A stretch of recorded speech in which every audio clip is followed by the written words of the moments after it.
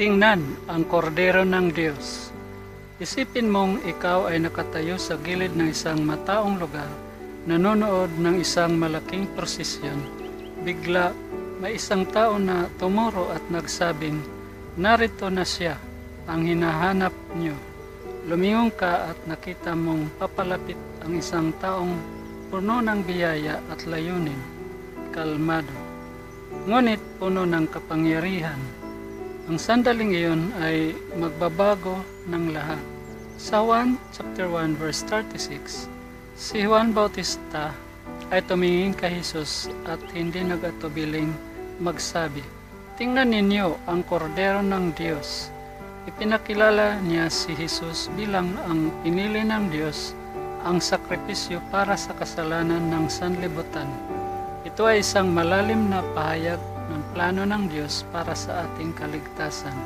Mahalaga ang mga salita ni Juan dahil pinapaalala sa atin na si Jesus ay hindi lamang isang guro o propeta.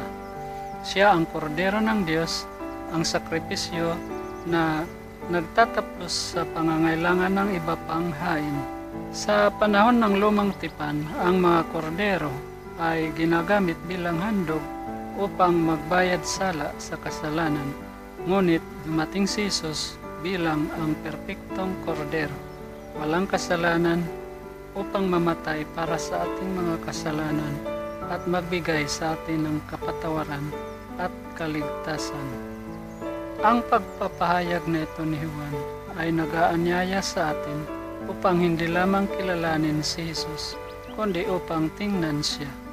Maglaan tayo ng oras upang makita siya kung sino siya talaga, ang kordero ng Diyos na nagbigay ng kanyang buhay para sa atin ay karapat-dapat sa ating tiwala at debosyon. Katulad ng ginawa ni Juan, tinatawagan din tayo na ituro si Jesus sa iba upang ipakita sa mundo ang pag-asa at kaligtasang kanyang iniaalok. Amang Diyos, salamat po sa pagpapadala ninyo kay Jesus, ang kordero ng Diyos, upang magbayad sala sa mga kasalanan ng sanlibutan. Tulungan mo po kaming kilalanin siya hindi lamang bilang isang guro, kundi bilang aming tagapagligtas.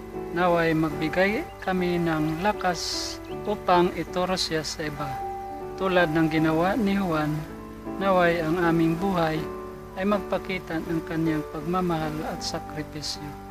At mabuhay kami na nagluluwalhati sa kaloob ng kaligtasan. Sa pangalan ni Jesus, Amen.